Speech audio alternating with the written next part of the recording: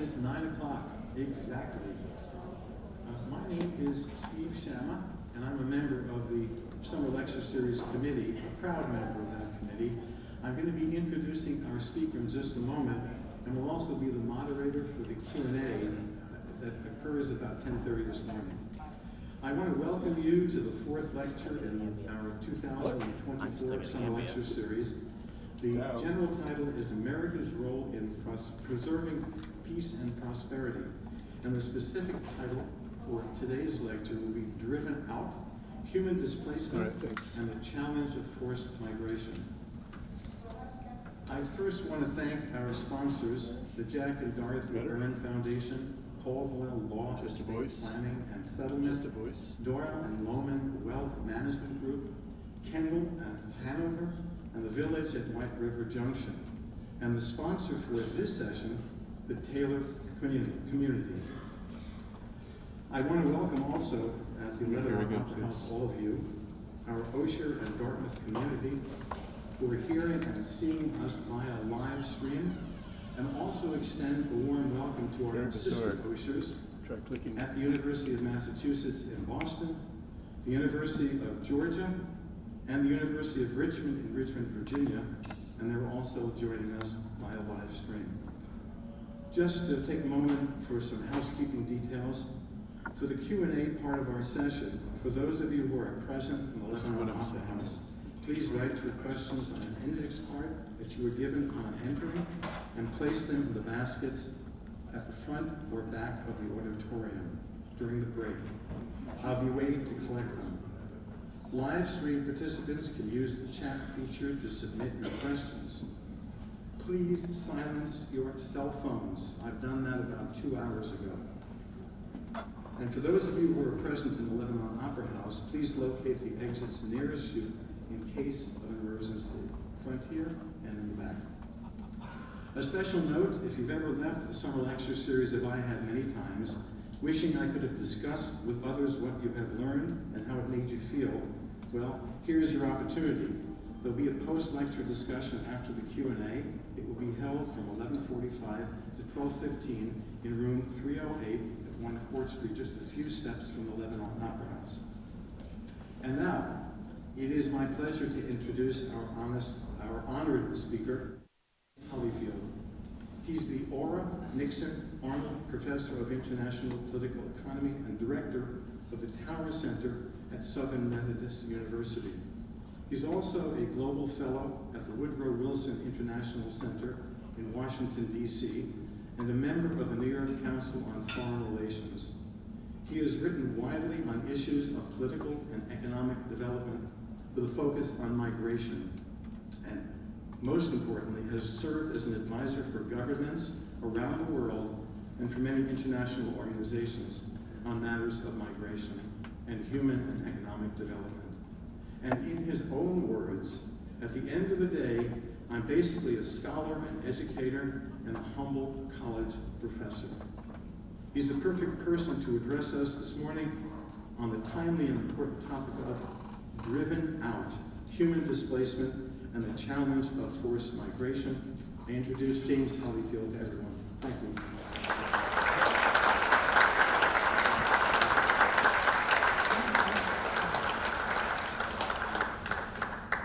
Well, I hope you all have had a nice morning and didn't have trouble getting here. As someone who lived 10 years in Boston, I know something about New Hampshire. I think it's called the Granite State or something like that. And I love your motto, live free or die. Someone once said to me, the problem is you might only be able to say that once. But I know between the Bay State and the Granite State, there's always a very nice, healthy rivalry. And I'm joining you from the Lone Star State. So I have to start with a big howdy. So howdy, and we're going to talk about a topic today that really defines in many ways the era in which we live. This title comes from an article I published about a year ago in the Woodrow Wilson Quarterly. So I would encourage you all to go on the Wilson Center website, check out the article itself, and we just released a big report The report is called, it's about U.S. leadership in this area of forced migration, and you'll find it on the website, and it's in a program called RAFDI, R-A-F-D-I. So I hope you will take time and look at that report, and you know, feel free to email me if you have questions about it. I mentioned the report. You know, someone said you don't like to do book talks in these series, and I certainly understand that, but I have to take a minute and do a little publicity for this book, which came out a couple of years ago with Stanford University Press, called Understanding Global Migration. It is available at all the best bookstores. If not, you certainly can get it online. They only charge about $35 for it, so it's a great deal, and you can learn a lot from reading this book. And some of the things I'm going to be discussing today come directly from the book. So let's get started on this topic. As with any lecture, and I'm not going to give you a quiz, but maybe during the Q&A I'll come up with some quiz questions for you. But these are the 4 things that I'm going to try to cover today in this lecture. I know some of you in this audience looking around are probably old enough to remember a television series called Dragnet, a guy named Sergeant Joe Friday. And remember what Sergeant Joe always said to the hysterical witnesses? Just the facts, please, just the facts. So we're going to start by looking at the facts. And you know, we may not agree on these facts, that everything has a problem in terms of measurement. Most of the data come from the United Nations. Some of it comes from the United States and other governments. But we're going to look at the trends in international migration. It's amazing how much disinformation and misinformation there is out there on this topic. So hopefully when I get through this, you will at least have a good idea of what's going on. I have written extensively about the politics of immigration. I don't know if you've noticed or not, but it's been in the news a lot in the past few years here, past few decades. It's a very, very hot topic. Some opinion polls rank it as the #1 issue for a lot of American voters. So what I'm going to do is probably make you even more disheartened, because I'm going to talk about how difficult it is to legislate and to make laws in this area. And I probably will get into Ukraine. I don't know how many of you have been following the situation in Europe. I was living and working in Paris when the Russians invaded Ukraine, and I can tell you it got everybody's attention in Europe. Because this is something that has not happened in Europe, you know, really since the Second World War, so this really has focused the mind. And finally, I don't know if I'll get to this, but if I don't really get into it, it's very important. We'll come back and talk about it during the Q&A, and that is, how do we approach this issue from a standpoint of global governance, international organizations, the UN in particular. I spent a good part of my life on and off working at the United Nations and various international organizations. So let's look at the trends, and let's see if we can get some historical perspective and context. I mean, another problem that people have is they just don't understand this in terms of how things have evolved and how the historical context, the political context has changed. And I would add that, of course, the numbers are changing very fast, so you have to constantly be on your toes and update the numbers. But here, let's start. And each slide, for quiz purposes, there we go. Each slide has a purpose to it, it has a point to it. And this slide is sort of the most recent numbers from the UN that tells us where are the international migrants. And I don't know how many of you in the room have thought about what is a migrant? What is an international migrant? How do we define that? The UN has a definition, which is widely accepted. It is someone who has left their country of birth and lived outside of that country for 1 year or more. So these are the numbers. And we're getting close to 300 million today. So that's a pretty large number, almost as big as the United States population itself. You may be surprised or not surprised to hear that many of these people, many of these migrants are in Europe, followed very closely by Asia, and then with North America, where we're all excited about this, we're actually in third place in terms of the numbers of migrants. But it's important to remember that the migrants in Asia are mostly from Asia. So they're moving around within the Asian region. When you look at Europe and North America, these people are coming from all over the world, and I will explain more about that as I get into the lecture here. Now, is this a crisis? That would be one question. Well, certainly we can see, if you look at this slide, that the world's population has grown by about 60%, whereas international migration is up almost 150%. And I'm not going to get, at this point, too much into why this is happening. I'll come back to that in just a moment. But if it makes you feel a little bit better, we're pretty close to Canada here. Some of you probably have been up to Canada recently, hopefully. Have many Canadian friends. Canada and the US, together we have about 5% of the global population, but we receive, in Canada and the United States, 20% of the international migrants. So we are a very intense migration region. And again, we can argue whether that's a good thing or a bad thing.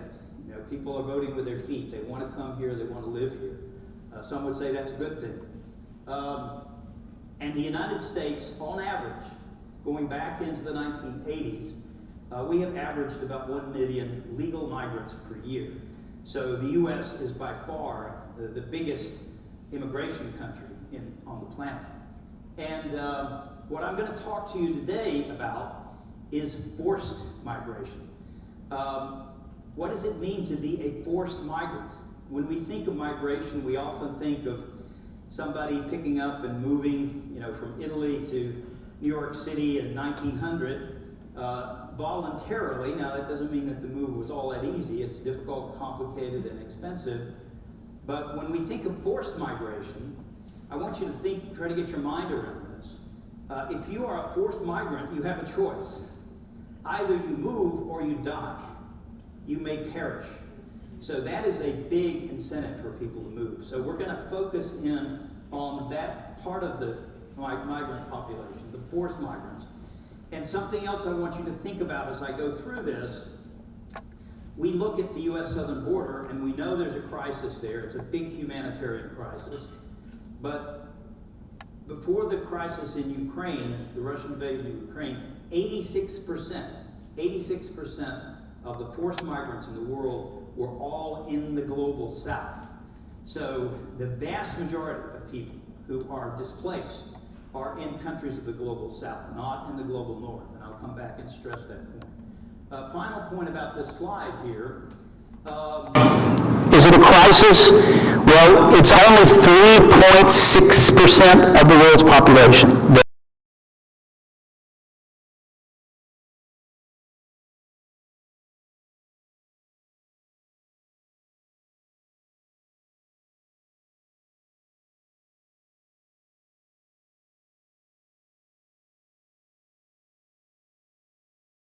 Why people move. Probably one of the first things that comes to people's minds is just how much inequality there is in the world. Here you can see how wealthy the United States is. If you don't believe we're a rich country, you look at a statistic like this and you can see just how rich we are in terms of GDP per capita. Germany, the UK following, Mexico has been coming up, China and India, of course, are trending up. But look at poor Haiti, all the way down there at the bottom. Haiti is by far the poorest country in the Western Hemisphere, and a lot of Haitians have fled or tried to flee the country. But one quick caveat here. You would think that people who move are the people who are the most desperate, the most impoverished, and you would be wrong about that. The people who move are the people who have the means, the wealth, the money, and the information to make the move. So the poorest and the most destitute people in the world can't get very far, simply because they don't have the wherewithal to do this. So don't be misled here. It's not that all of the poorest people in the world are suddenly going to move north. They can't do that. They simply do not have the means to do it. So the ones who are coming, migrants are often very self-selected, and they are among the best and the brightest of the countries from which they come. This just reinforces a point that I was making earlier. When you look at migration, there's more migration going on now within the global south, among the countries of the south, Of course, there's still movement from the south to the north. There is a little movement from the north to the north, a lot of people moving around in the northern hemisphere, and also some movement from the north to the south. But remember this point, the south is becoming increasingly the biggest migration region of the globe. By that, I mean the southern hemisphere. And again, I'm not going to read all these slides. You can look at them as I run through them. But this is my explanation about why and how people move. And we all in here understand, I think many of you in this room have studied a little economics. You can understand what's going on in the world through a simple microeconomic model. Economics plays a big role. There's a push and a pull. I call it a demand pull and a supply push. I often tell my students you can explain about 80% of what's going on in the world just by looking at this through a microeconomic lens. However, if you think of demand and supply like two poles of a battery, something needs to connect those two poles. And the sociologists have explained to us that that's the networks. Now, what is a network? Well, sociologists have a fancy term for it. They call it social capital. Do you know how much easier it is to move somewhere if you know someone there? Can you understand that? If you have a friend, a family, a church, a synagogue, a temple, a mosque, you know, where people can help you once you get there, that is all very, very important. Now, you might look at those three factors and say, well, that's all we need to know. There's nothing else to know about this. No, I'm going to tell you that those are the necessary conditions for migration. The sufficient conditions are still political and legal. States, countries, societies have to open up. And in our societies, which are liberal democracies, liberal societies, people come with rights. And I'm going to come back and talk a lot about that. And you should know that in 1948, in the Universal Declaration of Human Rights, you've probably heard of this, this declaration that was made by the UN in 1948, everyone has a right to leave their country. But they do not have a concomitant right to enter another country. So it's a pretty hollow right if you think about it. And we know that with respect to forced migration, that we took a big turn in 1951 with the Refugee Convention and the following 67 Protocol. If you have a well-founded fear of persecution on the basis of race, religion, political opinion, then you have a right under international law to request asylum, to seek asylum. Now, let me be clear here. I know there's probably some lawyers in the room. That does not mean that you're automatically guaranteed to get asylum. You have a right to ask. But once you enter a country that has signed the treaty, that country cannot, should not send you back to a place where your life might be in danger. And they got this great French term. I actually do speak fluent French, and it's non refoulement. On ne peut pas être refoulé. You can't be sent back to where you came from. That's the essence of the Refugee Convention. Very quickly, when we look at migrants, you can divide them into several different categories. Just keep this in mind, again, for the quiz later. First of all is internally displaced persons, and we're going to see how important those are. These are people who have not left their country, but they have been forced to move from where they live because they can no longer survive by staying put. They're called IDPs. Secondly are refugees.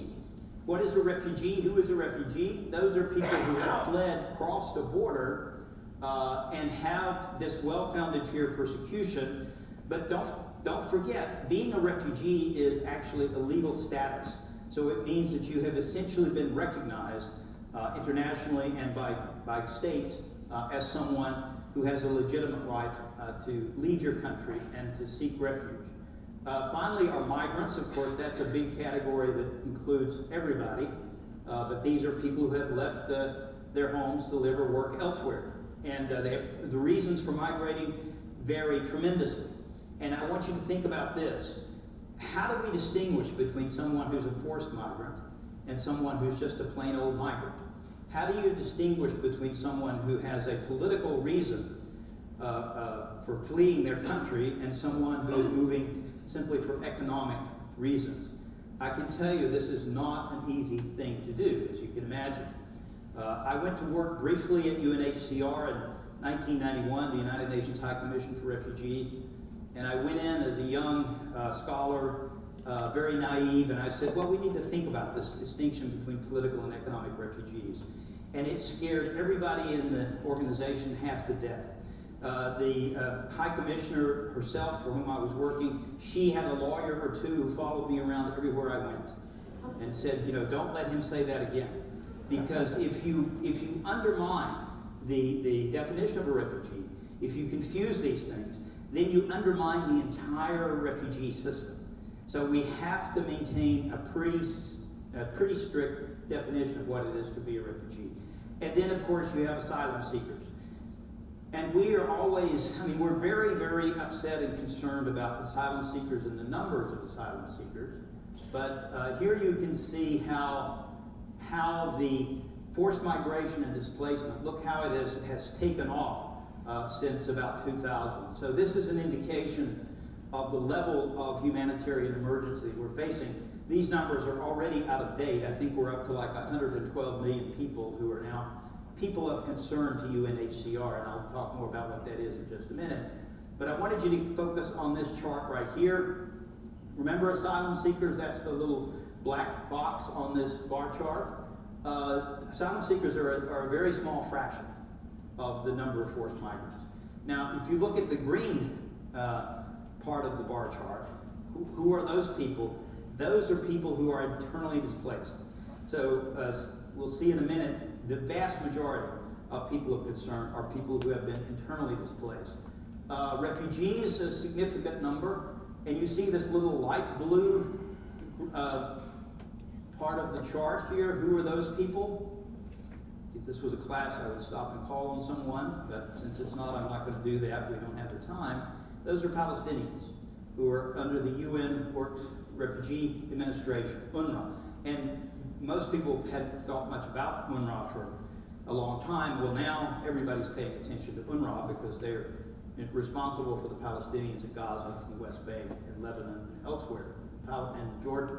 So don't forget about the UNRWA Palestinian refugees. The little red box up at the top, who are those people? Largely Venezuelans. And why are they in a separate category? Because the UN doesn't know what to do with them. You can't decide, are they genuinely refugees? Are they simply economic migrants? Should they qualify for asylum? And of course, you know, many Venezuelans have now found their way to the southern border into the United States. So now we're faced with the conundrum of what to do about the Venezuelans. And something happened on Sunday. Did you notice this? There was something in Venezuela which might make the situation even worse and more dramatic. So we'll come back and talk about that maybe during the Q&A.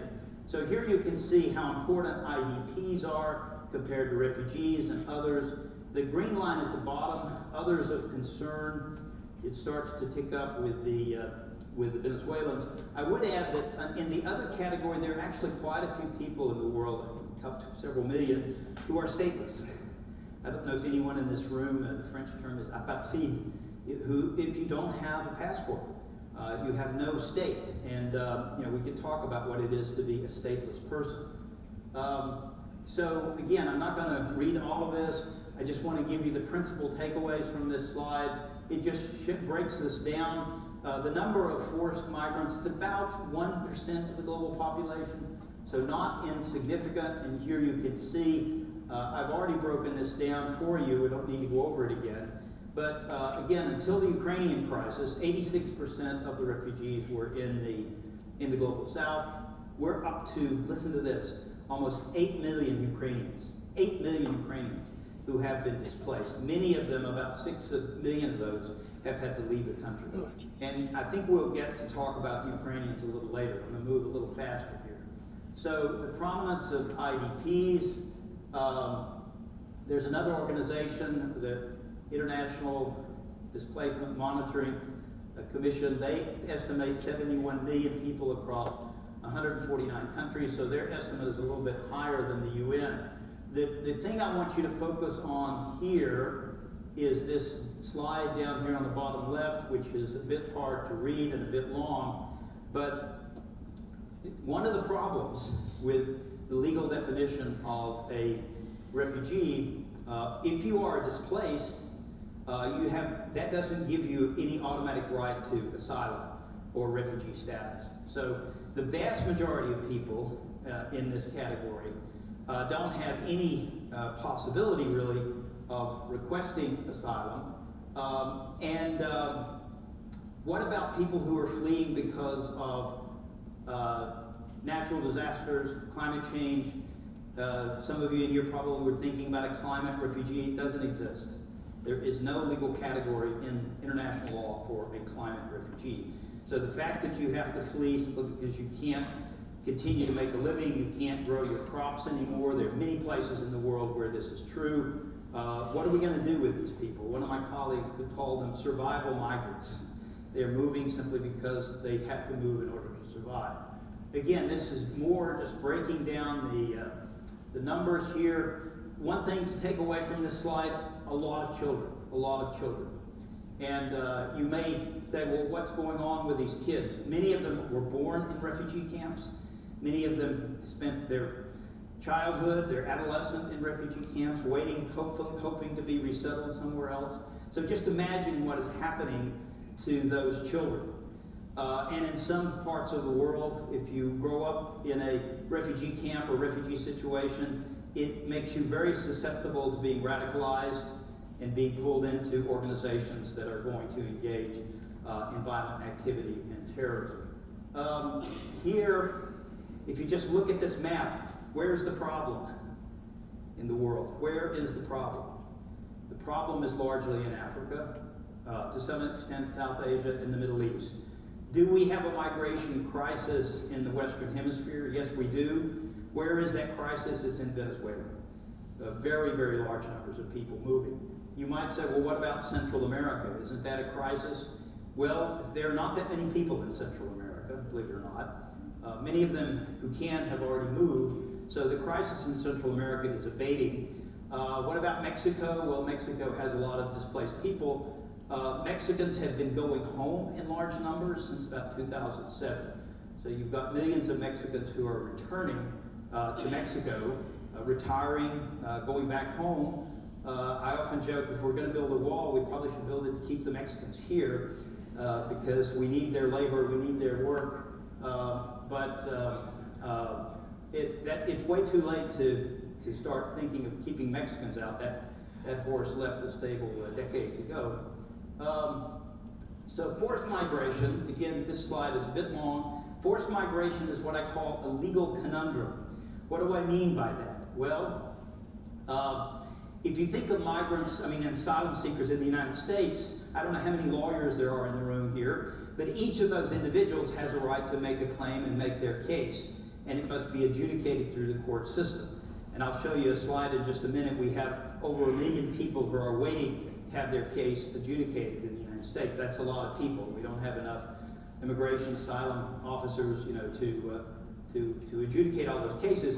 But the vast majority of these refugees and displaced people in the world, they are simply taken en masse. So countries will simply accept them in their millions often, and I'll show you where these are located. They're not going to take the time to go through it and try to adjudicate every single case. So, and today I would say the shoe is on the other foot, because now the Europeans are faced with something that countries in Africa, the Middle East, and elsewhere have been facing for a long time. Suddenly you have millions of people showing up on your doorstep. And you're not going to ask each individual, why are you coming here? Does this person have a right to asylum? Europeans have simply accepted the Ukrainians, millions of Ukrainians, without asking any questions and giving them temporary status. So 52% of the forced migrants have originated essentially from 3 countries. That's a pretty small group. First of all is Syria. Second now is Ukraine. The third is Afghanistan. So a lot of forced migrants are coming just from those 3 countries. I did not put Venezuela up here, again, because people don't know exactly how to categorize the Venezuelans. Where are these people going? They're not coming largely to the United States. Turkey hosts the largest refugee population in the world. followed very closely, believe it or not, by Iran. Where are the people fleeing from to go into Iran? They're coming from Afghanistan. Colombia, which has taken here a lot of Venezuelans. Germany is the only country in the global north that makes this list, and it has over 2 million refugees. Pakistan, not surprisingly. Pakistan is part of what I call the crescent of instability, which goes all the way from sub-Saharan Africa to South Asia, one of the most unstable regions of the world. Here you can see where the refugees are. Very heavy concentrations in Turkey, Iran, Pakistan, Germany, Uganda, Kenya, and so forth. What about the United States? You can see that we are very far down the charts here. One of the reasons the numbers went down is because the Trump administration tried to cut refugees basically to zero. They got it down to, I think, about 15,000 per year. So the numbers have gone down. They're coming back up now, obviously, under the Biden administration. Here you can see what's happening in Europe, in the EU. Asylum seeking really spiked in Europe in 2015-16. Why did it happen then? Because you had a massive civil war going on in Syria, and people were fleeing Syria in very, very large numbers. And as the Syrians fled, they were joined by Afghans, people from sub-Saharan Africa, and others. So you had this big surge in asylum seeking. And the numbers are ticking up again now. Germany took more asylum seekers and eventually refugees in 2015-16 than we took last year in the United States as a proportion of their population. So I'll come back and talk more about Germany too. Just to quickly sort of wrap up these numbers, we have moved up. You can see the USA is now taking large numbers of asylum seekers, followed by Germany, France, Canada is in there, the Russian Federation, even Russia, of course, has a lot of displaced people, and the UK. So this shows you what are the top countries for asylum seeking. Very quickly, the historical context. When was the last big refugee crisis in the United States?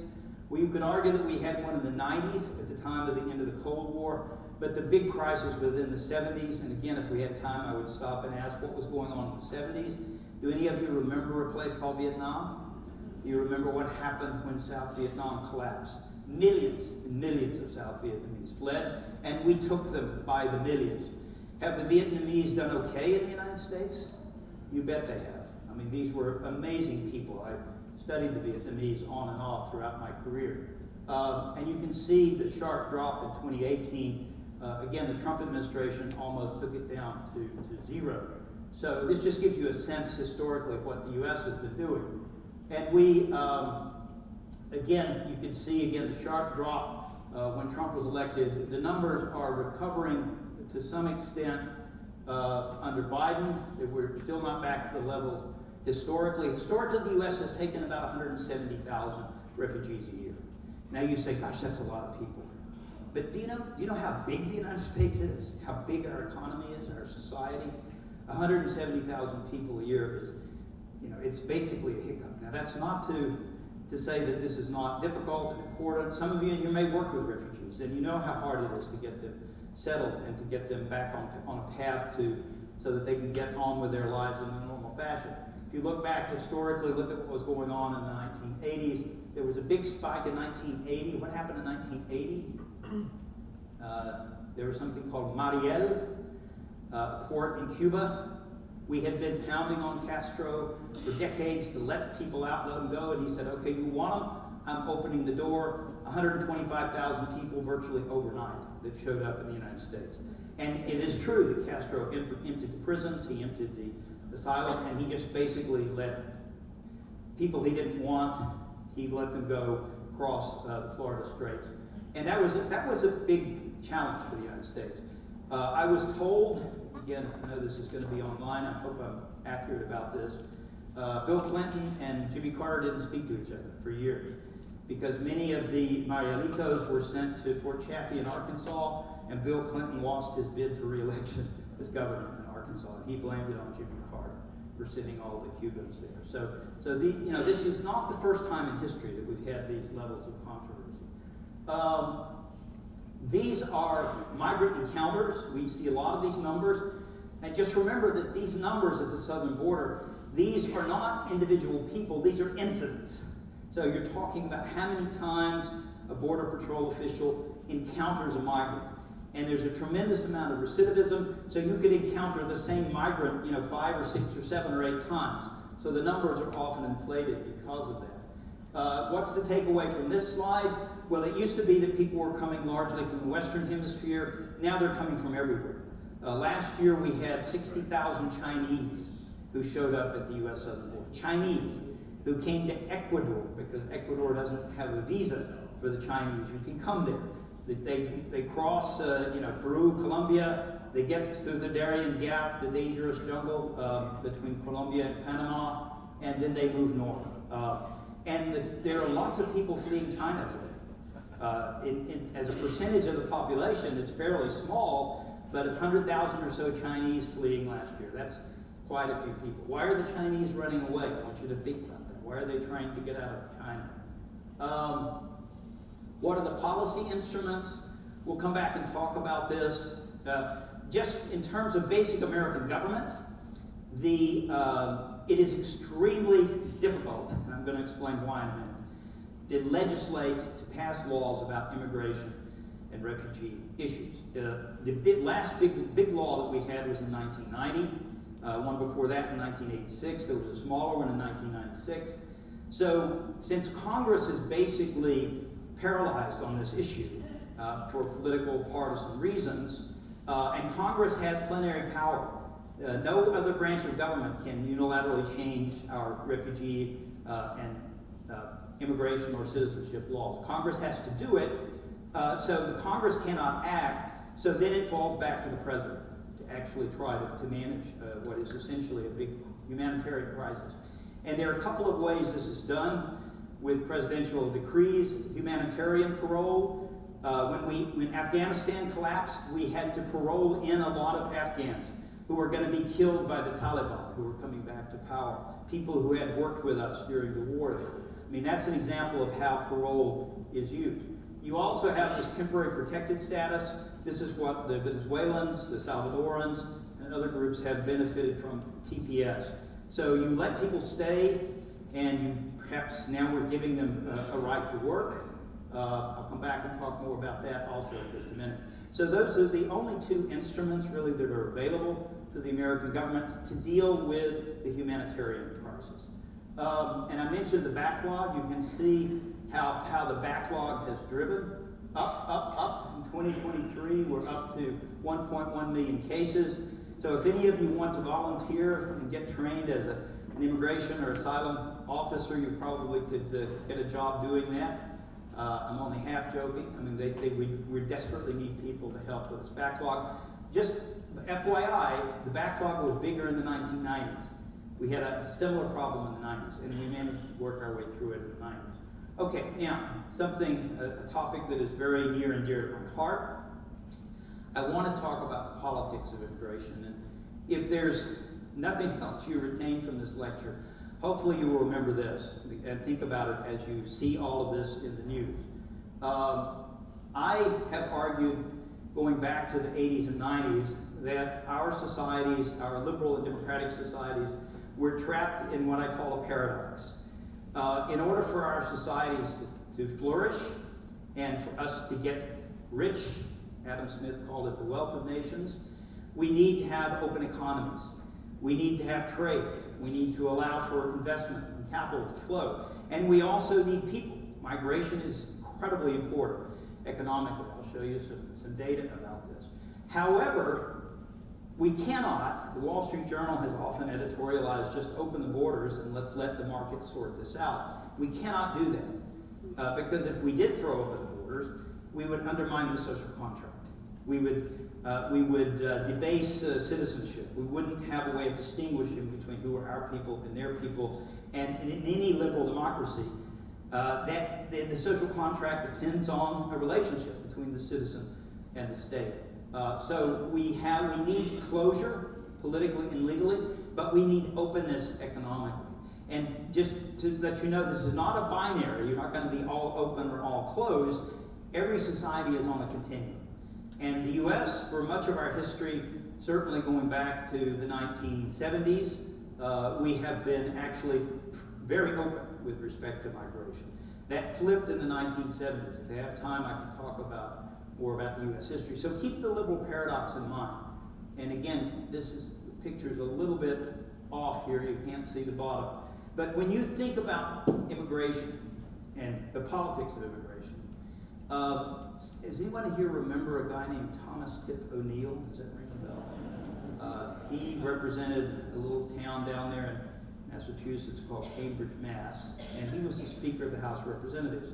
And in 1986, the big immigration bill was coming to the floor of the House. They wanted to get it on the floor of the House. And Speaker O'Neill said, no way, we're not going to bring up immigration. He said, he looked at the people in the room, all men, and he said, gentlemen, immigration is political death. He said, if you start down this path, everybody's going to go away angry, so let's just not even go there. Well, the long and the short of it took a big push to get Speaker O'Neill finally to relent. And the great Republican senator from Wyoming, Alan Simpson, some of you may remember the long, tall Republican from Wyoming, who always was channeling Jimmy Stewart. You know, he was sort of the Jimmy Stewart, Mr. Simpson goes to Washington. And he personally lobbied and convinced the Speaker to open this up. The bill almost died on the floor of the House, and Senator Simpson said, when I was a young lawmaker back in Laramie, Wyoming, when we killed a bill, the son of a bitch stayed dead, he said. But then a toe began to twitch, and we brought the corpse back out on the floor, and we revived it, and we got that bill passed. So why is immigration so hard? Well, it is at least four dimensions. So imagine if you're a politician trying to make the trade-offs here. Obviously, we've already talked about how important immigration is economically.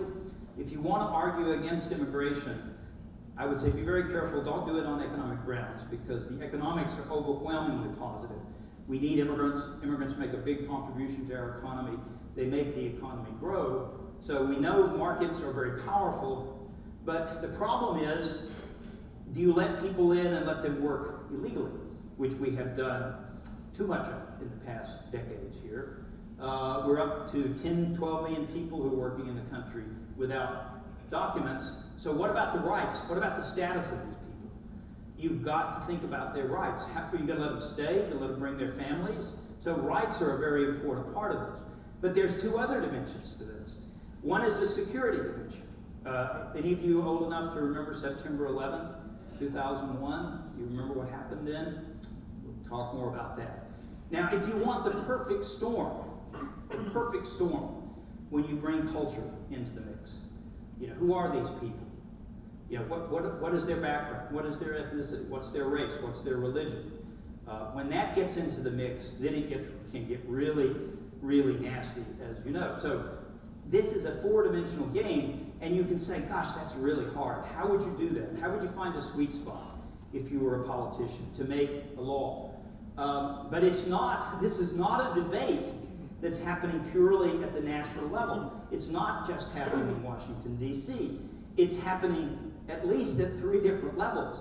It's happening at the national level, and everything you do in this area at the national level affects what's going on internationally.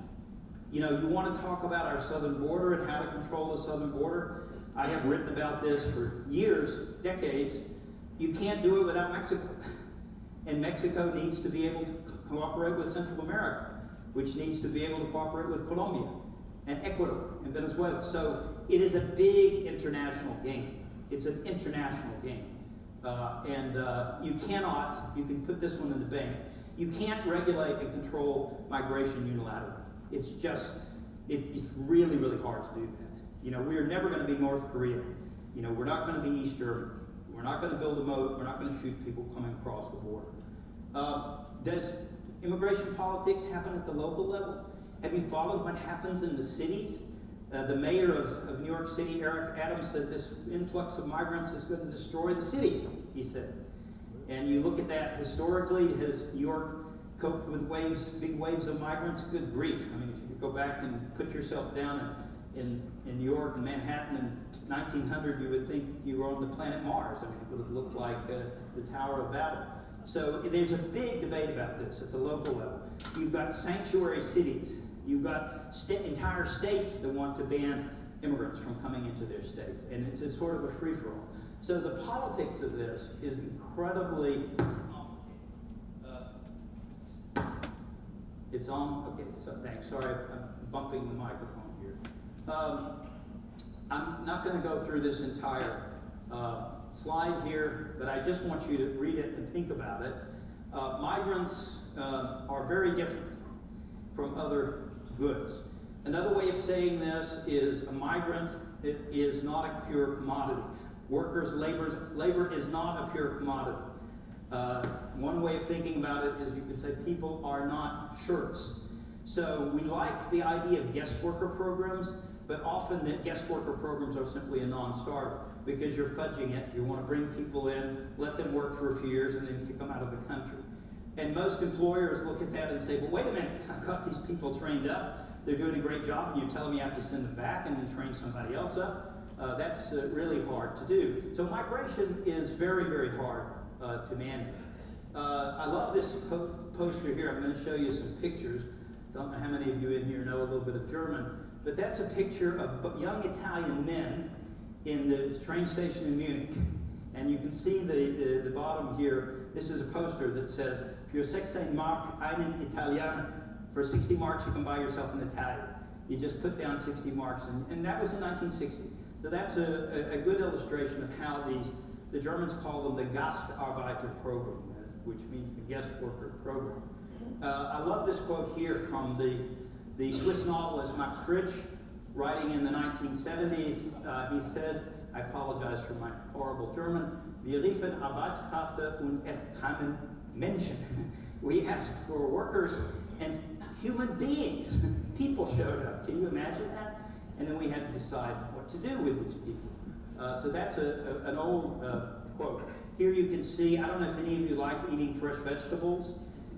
Maybe probably some of you do. Do you know who picks those vegetables, who cultivates them, who works the dairies in New England and New York? It's migrants, the migrant labor. Well, shouldn't these people be given rights? Shouldn't they be put on the path to citizenship? Have any of you thought about this question? It's a big, big question in America today. Just a couple of other points here. You can see this is a chart that shows what's going on with the U.S. population. And the red line at the top, going back to 1991, shows you the natural increase in our population. What does that mean? Well, it's births over deaths. So people are living longer. We had enough children to sustain our population, but you can see how that is collapsing completely. And what is the other component? Building the U.S. population, it's immigration.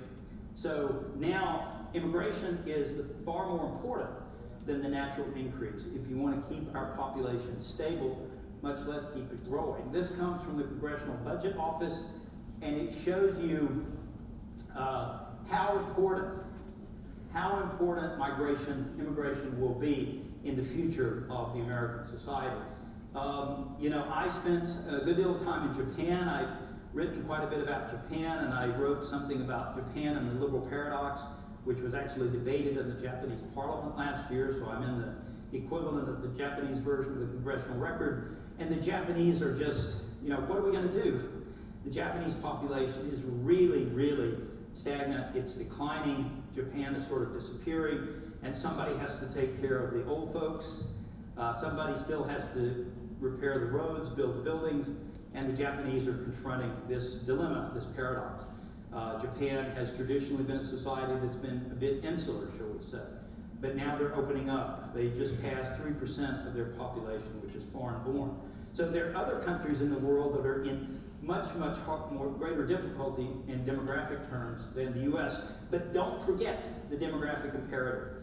You know, without migration, these societies are really, really going to struggle, including our own.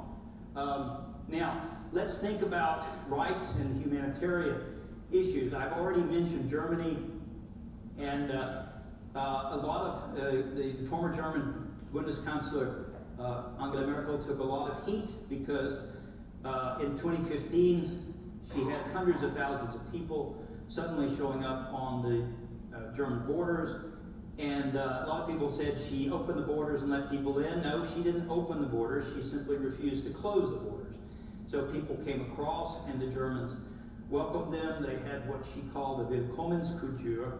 The danger of this, I'm sure that you know, I don't know if there are any actuaries or insurance people in here, but there's something called moral hazard.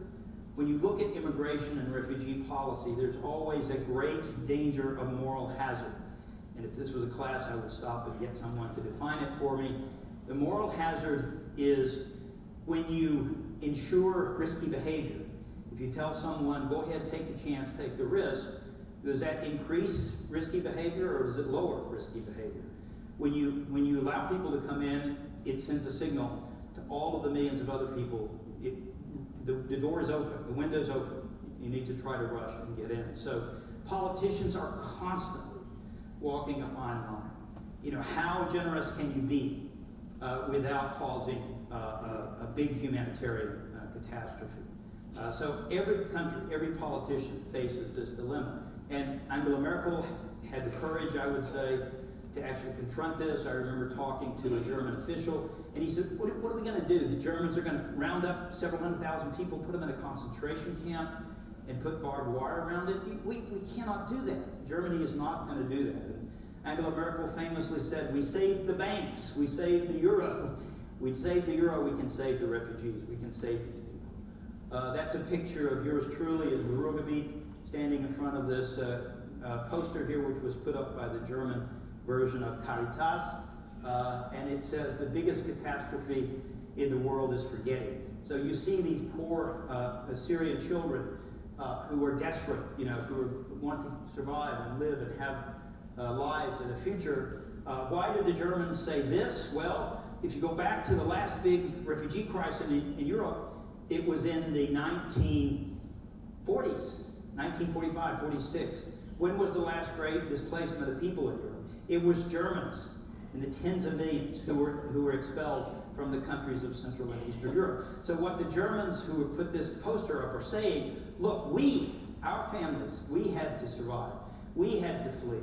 And you're to tell me we have to forget about these people today who are in such dire straits. So it was an appeal to the German conscience, if you will. I've already mentioned this, blurry picture. Maybe it's a good thing that it's a blurry picture. All of you remember that. And for a period of time in the U.S., we closed our borders because of the fear of what had happened on 9/11. And don't forget, all of the hijackers came into the country legally. They were given visas. Some of them came in as students to study how to fly airplanes, and now we know why they came in to do that.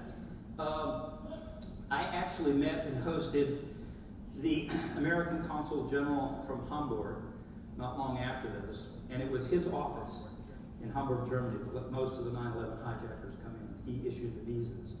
So needless to say, his career essentially was over.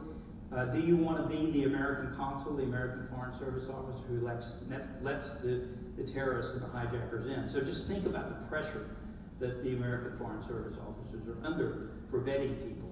So when you're threatened, your physical security, your country is threatened, that's an entirely different dynamic. And think about all of the horrendous attacks that occurred in Europe in the 2000s and 2010s. When I go to Paris, I've spent many, many years there. I live in the 11th arrondissement, not too far from the Bataclan Theater, where a group of terrorists came in and massacred 125, 30 people.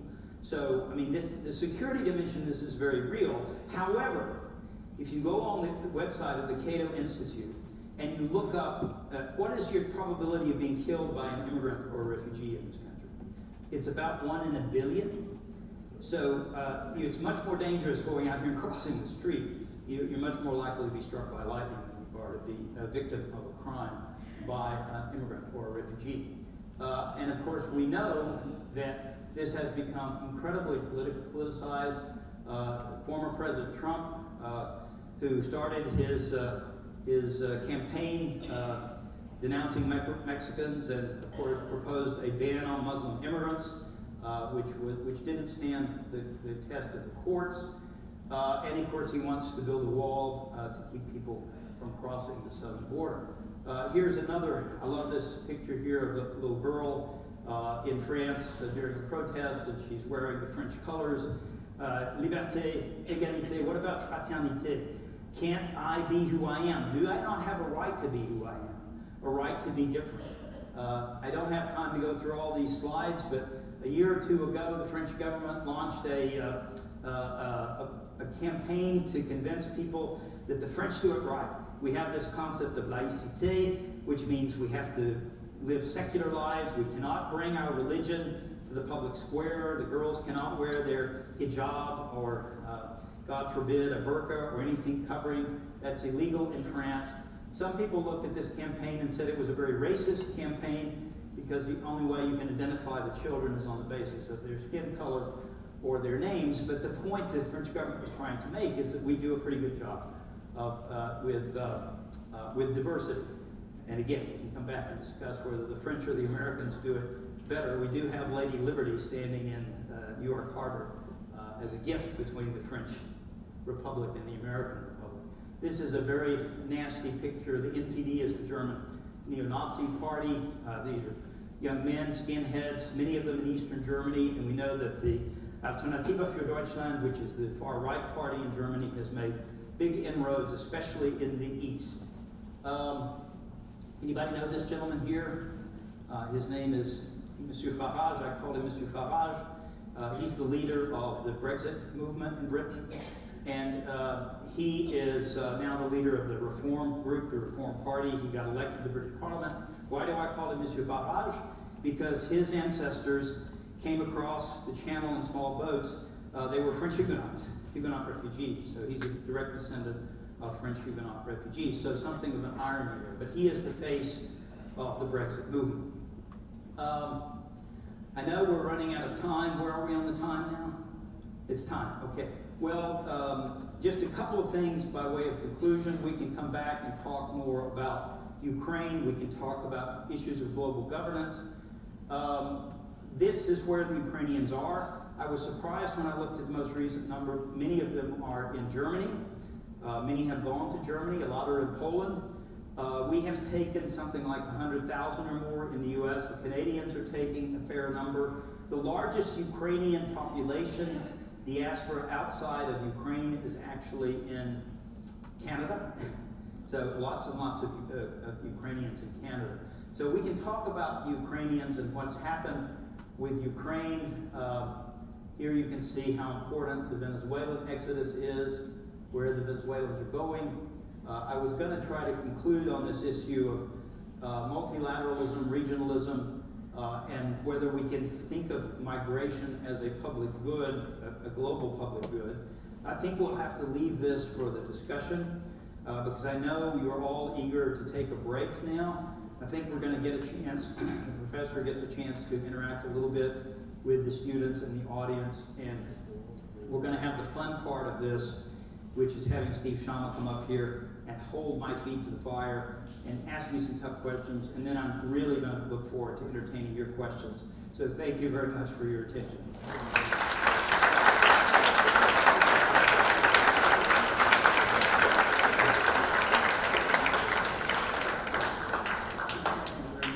Lots of unanswered questions. I hope it's all going to be solved by the 11:30 hour.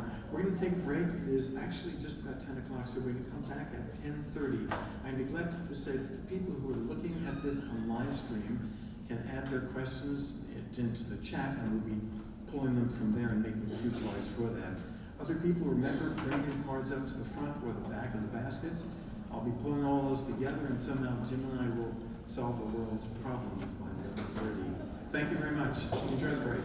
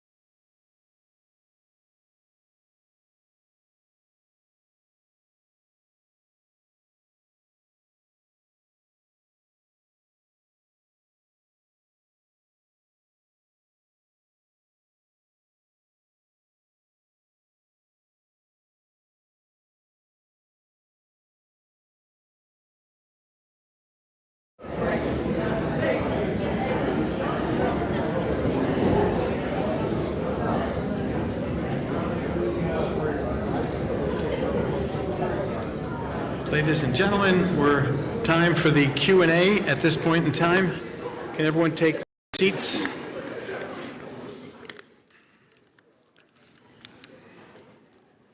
You know, I come to the summer lecture series to gain facts and knowledge and sometimes wisdom, and I think that's what I've gotten today here. And I think many of you have come not only to enjoy the lecture, but to gain something to make the world a better place, whether it's with small ways or large ways. And I applaud all of you for being here today. Jim. Yes. I have not shared any of the questions with him, so this is totally spontaneous, but I know he'll know the answers to everything. I'm a college professor, of course. Yes, he can come up with anything. Answers to everything. All-knowing. Now, I know from your slide deck that there were things that you didn't cover at the very end.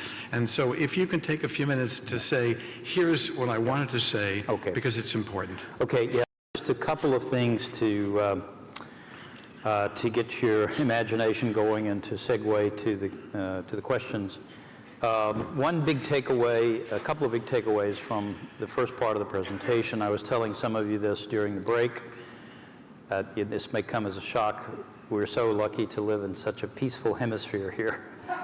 It is a quiet place. I mean, imagine if you were on the border in Ukraine, dealing with the Russian invasion, if you're living in Afghanistan, if you're living in Somalia, Sudan, Niger, Myanmar. I mean, we could go on and on around the world. So my hope for Americans is, take 3 deep breaths and, chill out a little bit, because we are very fortunate to live in such a peaceful hemisphere in many ways. Although we have our problems,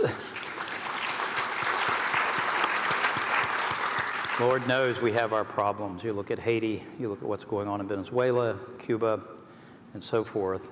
So it's not as if we don't have problems. But compared to the rest of the world, it's a pretty peaceful hemisphere.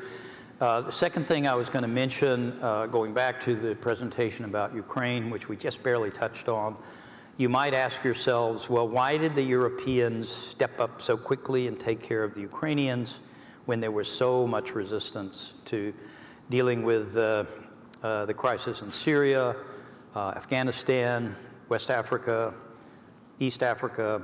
Some have said, that there's some racism involved there. You welcome the Ukrainians because, they're European and so forth and so on. There may be something to that, but 2 things to keep in mind about the Ukrainians. Number one, the Ukrainians, even before the Russian invasion, had the right to move around in Europe.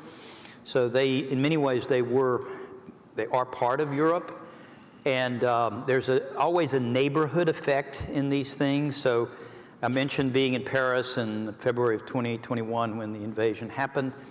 And so the Europeans were like, oh, this is never going to happen. The Russians are not that stupid. They're not going to invade Ukraine. Well, it happened. And of course, this caused an immediate big security crisis. So you go back to my little diamond. The Europeans are acutely aware of just how dangerous this is. I met someone in the audience who's an immigrant from Estonia. Certainly people living in the Baltic countries are aware of just what the danger is here. So there's a big neighborhood and security effect. Final thing I would say, Steve, before we turn to the questions, I didn't get a chance to talk about the whole issue of global governance. I want to give you 2 points to think about, big takeaways. Have you ever tried to organize an unruly group of people? Somebody in your work that worked at the UN, many of you know the UN, I've forgotten, 160, 70 different countries in the UN. I mean, it is incredibly difficult to get even a part of those countries on the same page. So, dealing with migration and whether economic migration or forced migration as a global issue, it really is worse than herding cats. How do you get countries on the same page? And if you have such a big problem of collective action, again, if this was a class, I would stop and make you give me the answer, but how do you deal with such a big problem of collective action? Well, listen to this, Political Science 101. You need a leader. You need a powerful leader who's going to go out there and fight for, what is right, what is just. And the U.S. is still far and away the most powerful country in the world. If we abdicate our responsibility, if we defect from the regimes such as they are. If we withdraw from UNHCR, for example, imagine what a big mess we're going to have internationally. So we need U.S. leadership. This is what we wrote about in the Rafferty report at the Wilson Center, and I really strongly encourage you to go read that. Final point, imagine going to New York City or Boston, Massachusetts, and there were no traffic lights. You know, that is what we're looking at in the world today. I mean, we need a system of public safety. We need a system of traffic lights. We need to build something like a global migration regime. And you don't get traffic lights. You don't get safety in the smooth flow of traffic. It is a public good. You know, I can't sell you $20 worth of traffic safety. You have to pay your taxes, and those in turn pay for the lights and everything that goes with traffic safety. So when you think about migration globally, we need a traffic system. We need a traffic light. And the UN Global Compacts, the 2 global compacts on migration and refugees, called for creating a system where we have safe and orderly and legal movement of people. Safe, orderly, and legal. We can't have the mad rushes at the frontiers. We need to deal with these crises before they become such big crises. So that requires leadership. It requires collective action.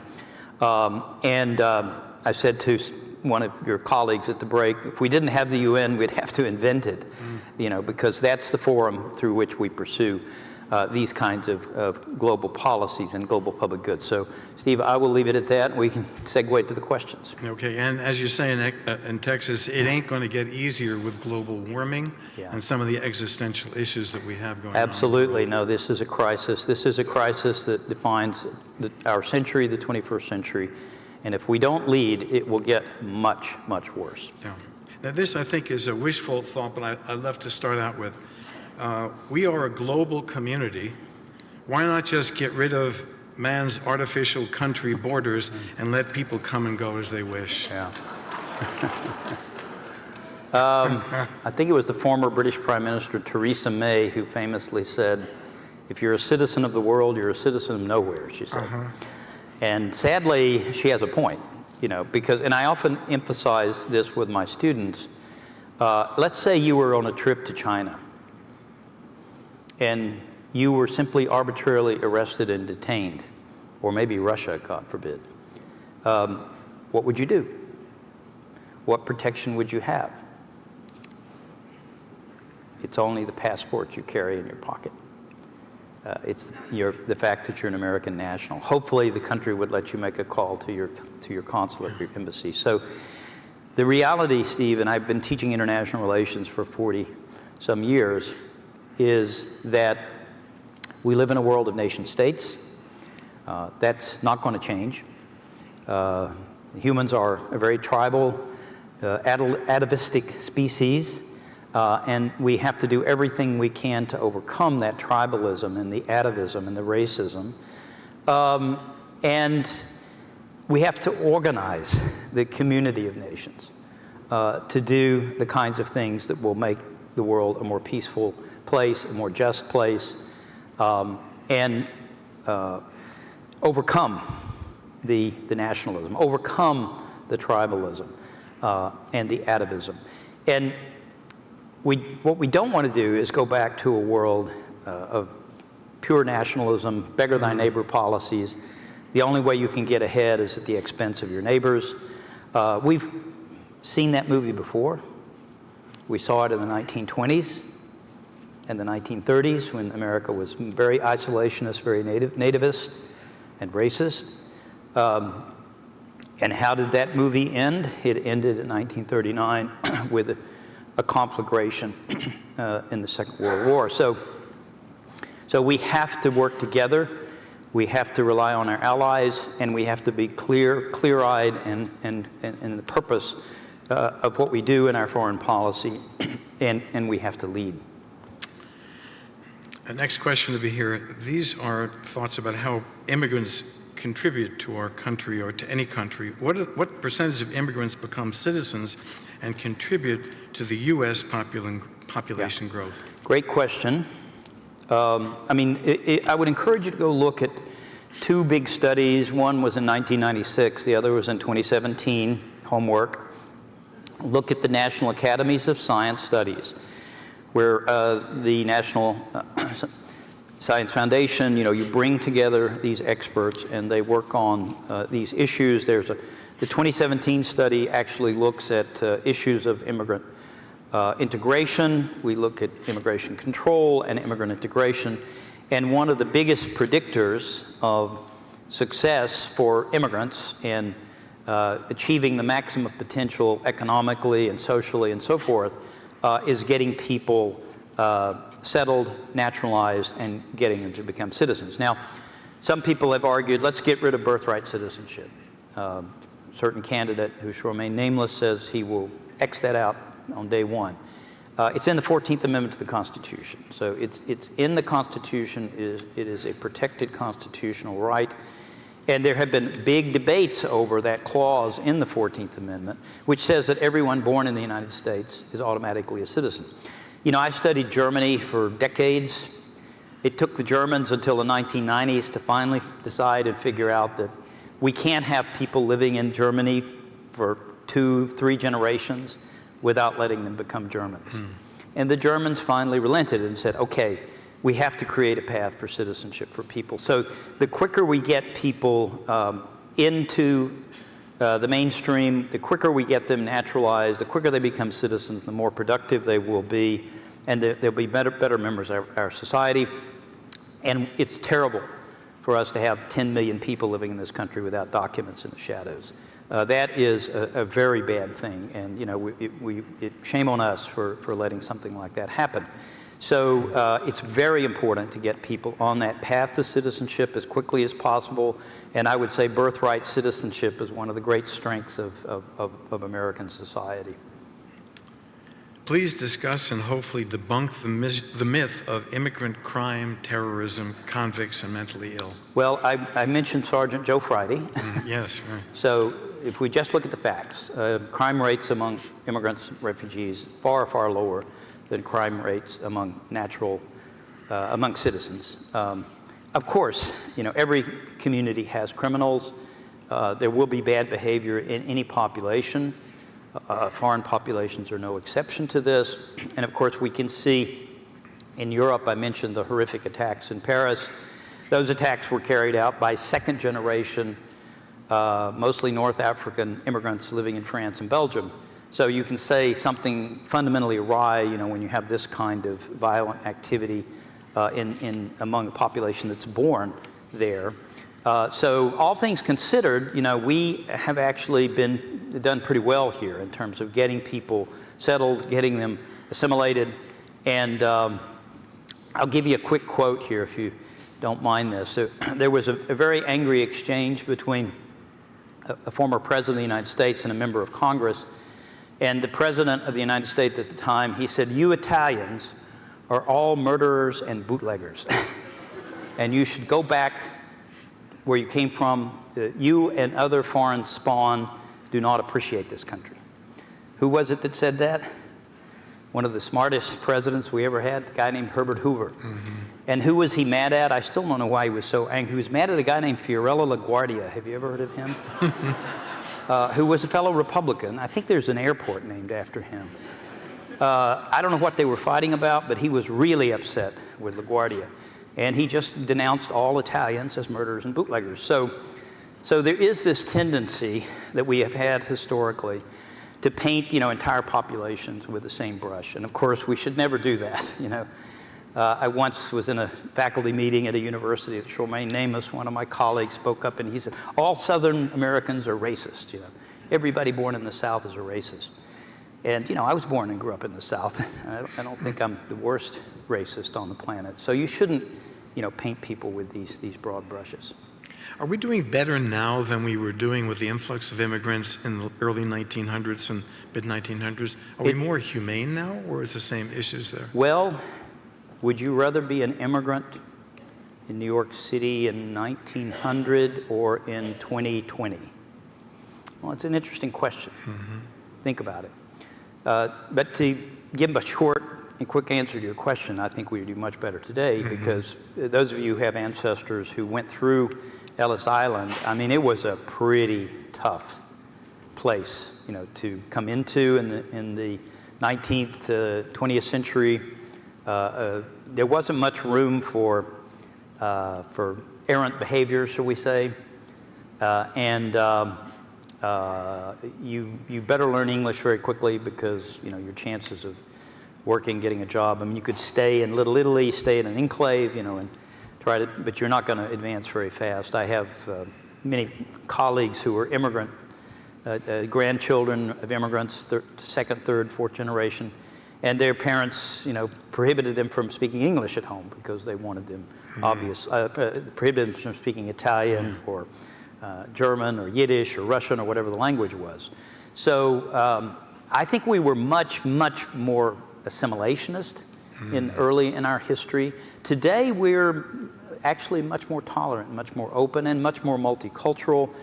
We're a little bit more of a salad bowl than a melting pot. Those are the two metaphors. And we have someone running for president who is you know, a child of immigrants and different immigrant heritage. So Donald Trump himself is a third generation German American. Another question here. Please compare and contrast the United States and Canadian approaches to migration governance. And then how about the United States versus Mexico? Well, you know, I used to say early in my career, I can't study Canada, I can't do Canada, I can't do everything. But Canada is just too important. I mean, it is one of the most important immigration societies, countries in the world.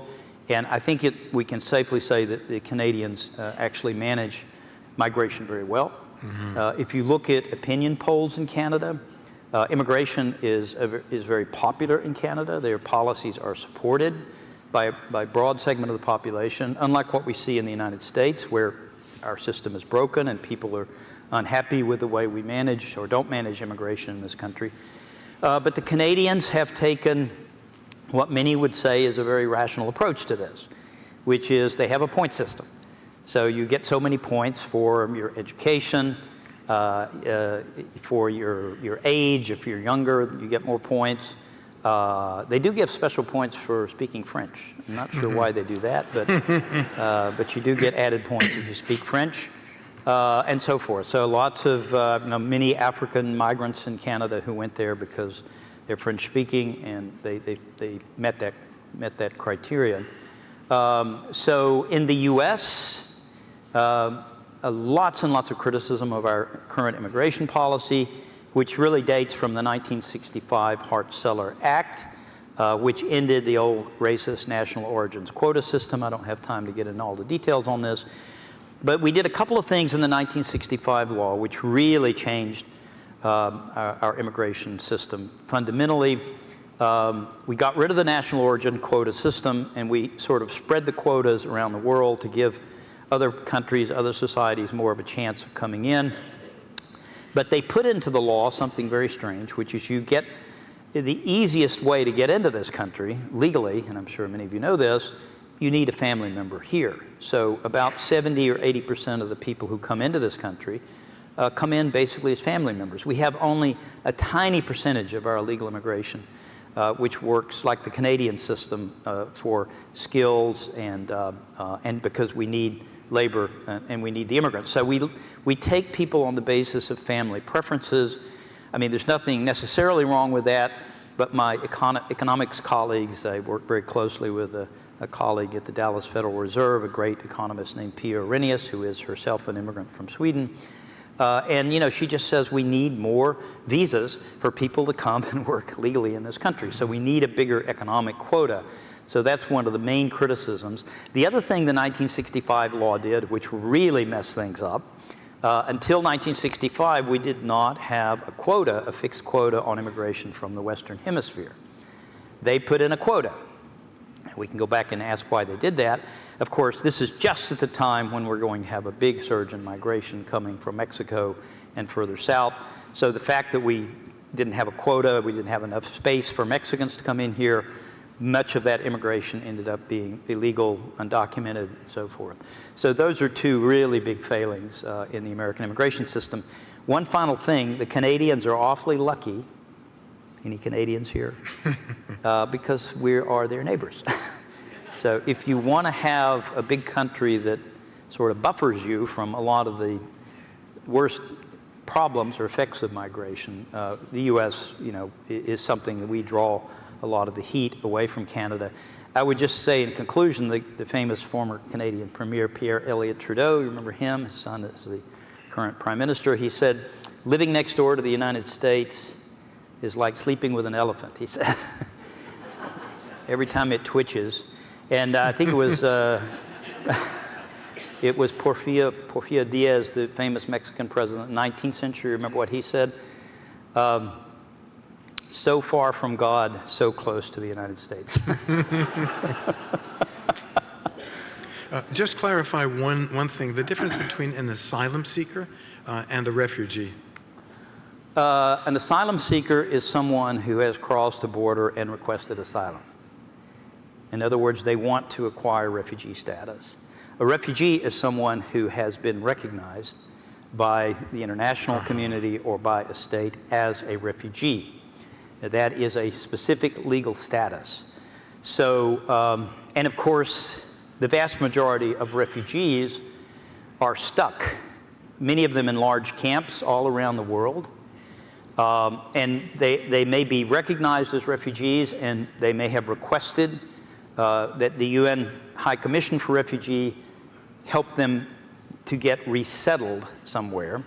Of course, the problem is some country has to agree to take you.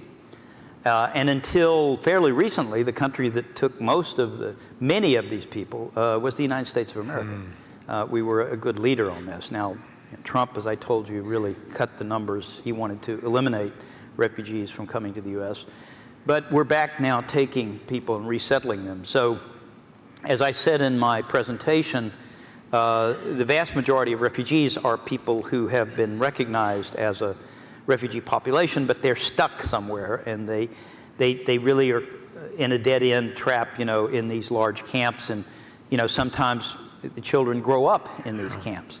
And I wish I could snap my finger and bring my great friend and colleague Jonathan Majok, with whom I work at the Wilson Center, who was himself a boy from Sudan, a little boy who fled and spent the first 10, 12 years of his life in a camp in Kenya before he was one of the lucky ones to get resettled. They sent him, I believe, to Arizona.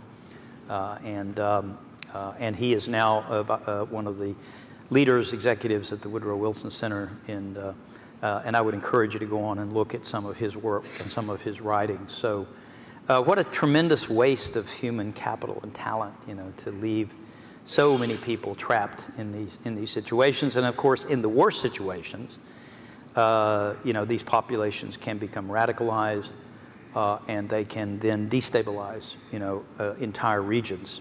So that's one of the great dangers if we don't address this issue of protracted refugee situations. Yeah, there's another question over here, talking about the refugee camps. When there is a large movement of refugees to camps that are taking them on, there's a surge in public media for maybe a few weeks, and then it dies down. How do you deal with that? Well, we have some fantastic organizations in the world today who constantly try to remind us of our responsibilities to humanity and to, these tens of millions of people who are trapped. If you don't know the president of the International Rescue Committee, for example, the IRC, what a fantastic organization. And they have one of the greatest spokespeople, a guy named David Miliband. You may remember David. He was Foreign Secretary in Britain in the governments of Tony Blair. What an eloquent speaker. Just go online and listen to David Miliband. And he can tell you how to overcome these problems of indifference. Some of you in the audience told me about family members who are hosting refugees. The Canadians have a system, where they give you help and support if you come in and you sponsor a refugee family. So which country in Europe has taken the most refugees and asylum seekers? Sweden. The Swedes, incredibly generous. They took more and more asylum seekers and refugees. The social democracies in general, Denmark is a little bit of an exception. The Dutch, historically, have been incredibly big leaders in the humanitarian field. So there are countries, there are organizations out there that really pick up the slack, and we just have to take these lessons, the things that I've been trying to get you to understand today, out to our communities. Someone mentioned that we have a very active civil society, we have a great civic culture, and there was some guy named Alexis de Tocqueville, who came to America in the 1830s and looked around and he said, boy, this is a strange place. It's very different from France, where I'm coming from. So, this is a tradition we have in the United States. We have a very strong civil society. We have tremendous religious organizations and institutions. You know what the #1 organization in the world is for helping and supporting refugees and displaced people? It's called the Roman Catholic Church. It's just unbelievable, what the church does. And the current Pope is, of course, one of the great advocates and spokespeople. And, go back and read your scripture. I think it's in Leviticus where God said to the people of Israel, you must welcome the stranger, because you too were strangers in the land of Egypt. He's looking at me. I'm not sure why he's looking at me. So the answers are there. The answers are written. The answers are being done by other countries. Okay, and we're not so bad either. You mentioned 1.7 million. 750,000 immigrants came into the United States. Yes, well, we had 700, we admitted an extraordinary number of people in 2023, almost 2.5 million, which is a huge number of people if you think about it.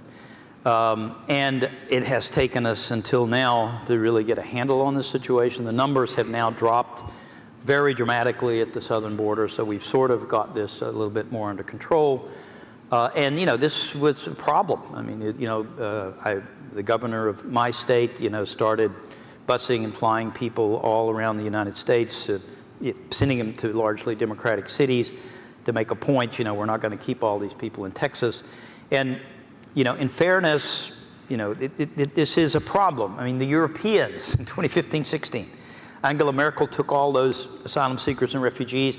One of the reasons she did it is because she was sure the other Europeans would help out, that you could redistribute some of these people. It's what they used to call burden sharing. Now we call it responsibility sharing. Well, guess what? The Europeans said no. Many of the Europeans said, we're simply not going to take them. You let them in, they're your problem, you're stuck with them. The Prime Minister of Hungary, who's still there, making a lot of noise, he said at the time, Mr. Orban, he said, the Germans, Chancellor Merkel, is guilty of what he called moral imperialism. She's trying to make us feel guilty and responsible for these people. And there was a group called the Visegrad Group. These were the ones east of the Visegrad River, mostly East Europeans. And the East Europeans said, hey, wait a minute. We were never imperial or colonial powers. We were not in Syria. We were not in East Africa. That's the West Europeans. That's your responsibility. We don't take any responsibility for that. So getting countries to agree to share this burden.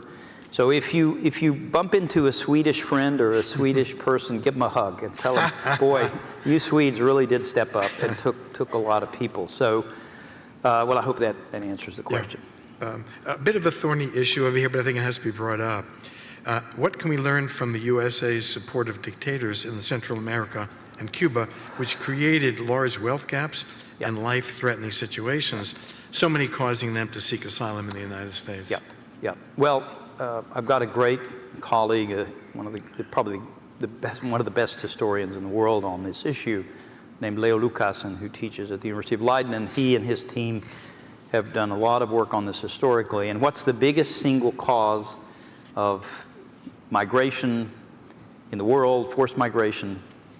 I'll give you a hint. It's a 3-letter word. It's called war and conflict, which destabilizes societies. And the U.S., we bear an enormous responsibility. And if you look at the big displacements and people coming here, I talked about this during my lecture. We had obviously a large influx of Cubans.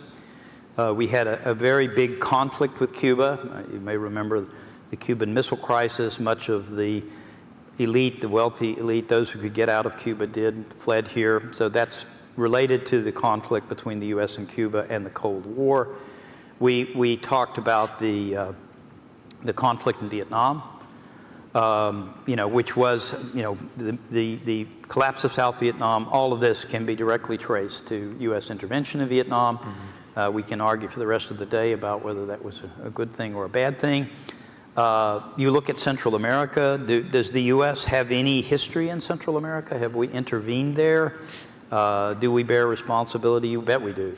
I mean, at one point, I think Guatemala was a wholly owned subsidiary of the United Fruit Company. Uh-huh. And, we sent the Marines into these societies. So we've got a history of intervention in the hemisphere. And then you look at, obviously, the most recent crises, a place called Afghanistan. We were talking about that. Another place called Iraq. We could go on and on. I mean, those were places where the U.S. intervened with force and ended up with a big problem. I told someone, some of my European friends have said, you Americans are great. You come over here, you kick over a hornet's nest, and then you flee back across the Atlantic and leave us with the big mess. So many of those refugees and displaced people, they didn't all get across to the Western Hemisphere, to the U.S. or Canada. They went to Europe. And you can say, well, the Europeans themselves, of course, bear enormous responsibility because they were great imperial and colonial powers.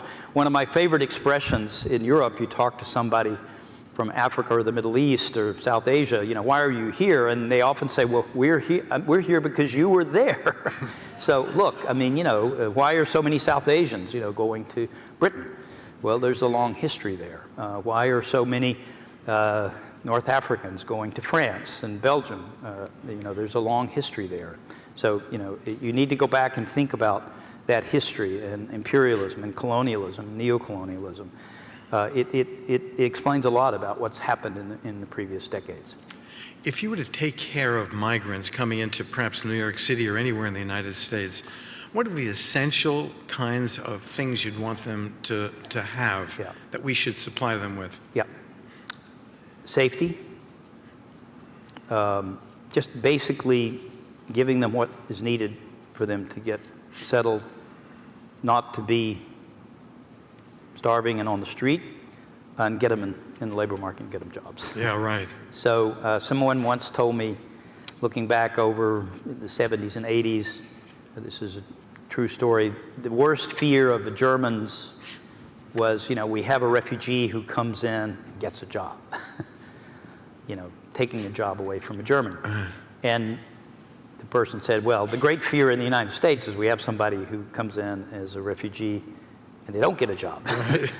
We need to get them jobs. And if you compare the U.S. to almost every other society on the globe, we do extraordinarily well here. I mean, the immigrants, refugees, they make the transition pretty quickly. Yes, it can be brutal. It can be difficult. It can be incredibly disruptive. But if you look at the employment rate, the labor force participation rate of immigrants and refugees, it is phenomenal. They get into the labor market and they start contributing almost immediately. It's much harder to do that in Europe. They have more difficulty getting in the labor market. It's the downside of the welfare state. It's great the welfare state helps people and protects them, but it also can be a deterrent, to getting them integrated into society. I've got a whole article about this written with a Swedish colleague. If you want to go look it up, his name is Beverlander, Peter Beverlander. So, but don't mistake this. I mean, one quick final anecdote about this. I was invited to sit on a panel at something called the Bundesamt für Migration und Flüchtlinge, the BAMF, which was just being set up in Nuremberg, which was the new agency in Germany for dealing with refugees. And I remember the new director of this agency, he was getting very frustrated and listening to all the experts talk about refugee policy, integration policy, and he stopped and he said, "Herr Professor Dr. Hollifield, tell us, what is the integration policy in America?" And I said, "Herr Director, we have no integration policy. It's a sink or swim policy. You get here, we get you in the labor market, and you have to go out and fend for yourself and your family." And I'll never forget this German guy who was probably 45 years old. He looked at me and he said, "But how can you integrate migrants without a policy?" I said, that's one of the genius things about the American economy and American society. We do it quickly, and people do vote with their feet. If they can get here and you let them get into the market, they do extraordinarily well. Here's the question about the elections coming up in a few months. What are the migration, if there were a question on migration, how would you advise the political parties in terms of dealing with it?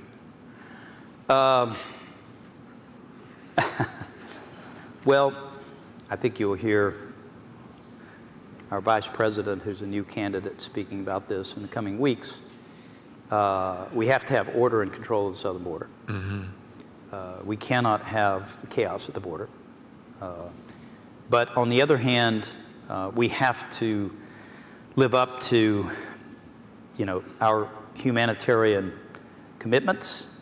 So I know it's a fine line to walk, but we need to get a handle on the situation at the border. And I won't rehearse to you all of the things that have happened in the past year or two. You know that President Biden, went more than halfway to meet the Republicans in the Senate, and they had a bill, which was designed to help us do this, and that bill was scuttled by the former president, who did not want a deal on this issue because he wanted to keep the pot boiling.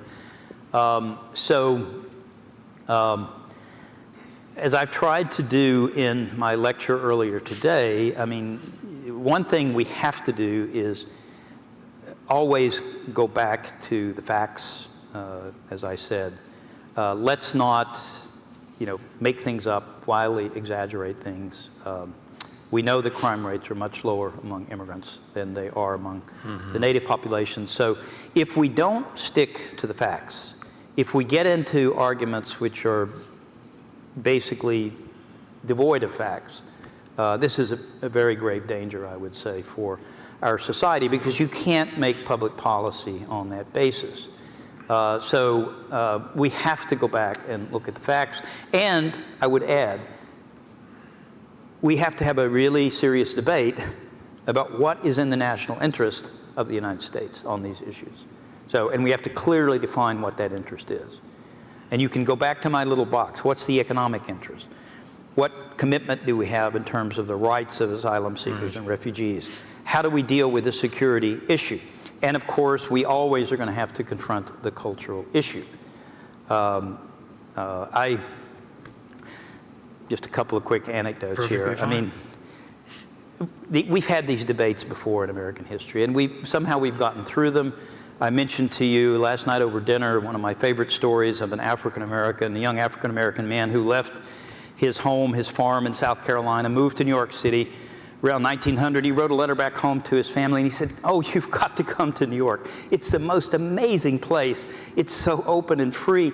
And he said, "And you know what? I met the Irish, and they're white," he said.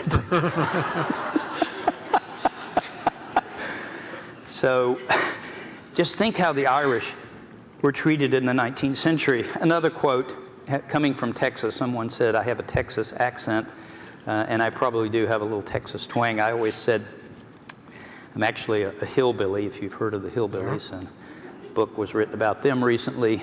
But, I'm from deep southern Appalachia, so, I don't have the same Appalachian accent that I had when I was growing up. And I always thought I was pretty neutral in my accent until I arrived in Boston, Massachusetts, and everybody looked at me and said, "Where the hell are you from? You don't sound like you're from Boston." But there was I think she was the second woman governor of a state. Your neighboring state of Vermont, I think, had the first woman governor, which was at the beginning of the 20th century. But there was a governor named Ma Ferguson who succeeded her husband, Pa, who had been impeached. So Ma stepped in, and she was running for re-election, and there was a big debate going on in Texas about language. Imagine that. And whether English should be the official language of the state of Texas. And you know what Ma said? She said, if English was good enough for our Lord Jesus Christ, it's good enough for the people of the great state of Texas.